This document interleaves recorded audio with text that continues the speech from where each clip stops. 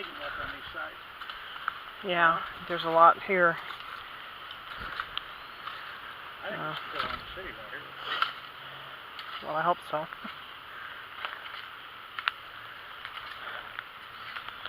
So we're here at this place that I think is pretty much where the old dump used to be, and you can see that hole right there.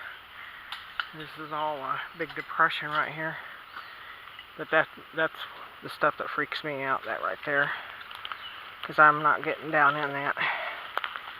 I know those old coal mines used to be back here, but we're finding some good stuff.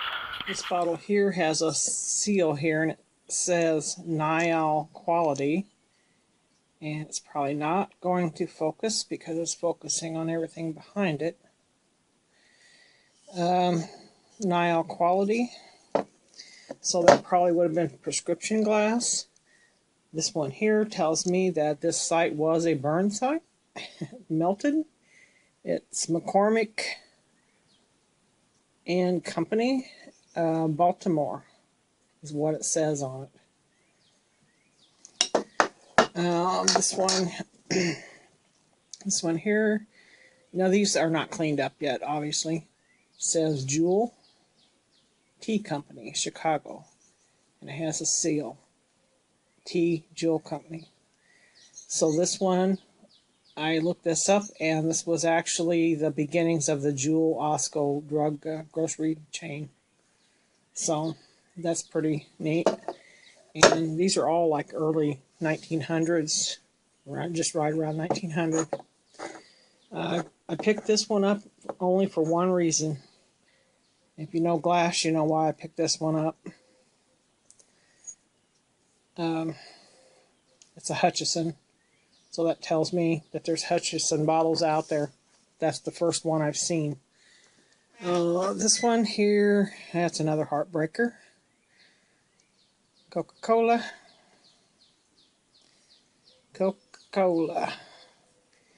And it was bottled right here in this town where I live. Straight-sided Coke glass. I will have to look it up and see what year these were bottled, but there you go.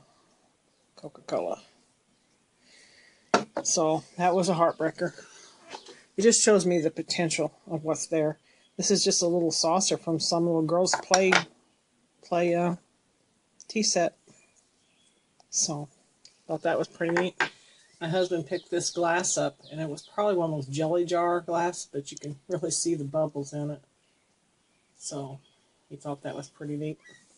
This thing here, while I'm out there, I'm not only looking for glass bottles, I'm still looking for anything metal or anything like that I can pick up that's still neat, and I still consider this part of my metal detecting. And this one says New Perfection number 3. So I looked that up, and this would have been a plate off of a New Perfection. I believe it would have been a 3-burner kerosene cook stove. Probably turn of the century. I did get a couple more little bottles, and I always like these little tiny ones. This one's a little bigger than some that I have. On the bottom, it has a script writing that says Rex, and there's no way this is going to focus. But I did look it up, and it says here, Rex in cursive script. Ober-Nestor Glass Company, East St. Louis, Illinois, 1894 to 1978. Well, of course, these are going to date more to about 1900. It says this trademark was used by Ober-Nestor, occasionally seen on the base of clear prescription bottles. The mark itself was used from 1896 to around 1910. So that fits with this dump site. This site is pretty much right on top of an old mine shaft. That's why I freak out a little bit about depressions and stuff in the ground, and like that old creepy crypt looking thing. I have no idea what that is. It just baffles me. It's in a bottom of a creek bed down in a hollow, you know. Why would anybody put something like that there? It just baffles me. Anyway, I can show you here. This is current, and this is an old geological map. It's actually from the Illinois Department of the DNR. It is showing you this little pond right here. That's been there for a long time because it's showing it here. And this is a mine shaft, and this is a mine shaft. So if you're looking at that being that pond, then the mine shaft is about right here, and you can see a little circle looking place there, and then this mine shaft would have been about right there, and there's another little circle looking thing. I'll get you a better picture up here.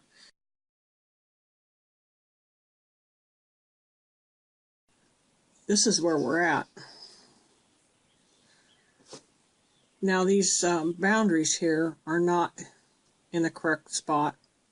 This is a parcel map from the county, and they just throw them out there, and they're somewhere in the range, but I know they're not because it's showing that this spot here is just not showing the line in the right place, so I know it's not correct. So probably this boundary line, it comes this way more. And then this boundary line comes this way, and this one would come this way. But I just want to show you why that big depression area kind of creeps me out. 700-foot mine shaft. 2 of them. So what I'm thinking is these were mined back in the from 1869 to 1893 or something like that. Then they were shut down. What I think happened at that point was they probably decided, well, we need a city dump, and we've got this big mine shaft we're not using. The city probably bought it, owned it at one point. This was all city property. So I think that they probably thought it was a good idea to dump all the refuse down in this mine shaft and fill it. And that's what I think we're on top of. So it does creep me out. It does creep me out a lot. That area we were in, you saw the one area that was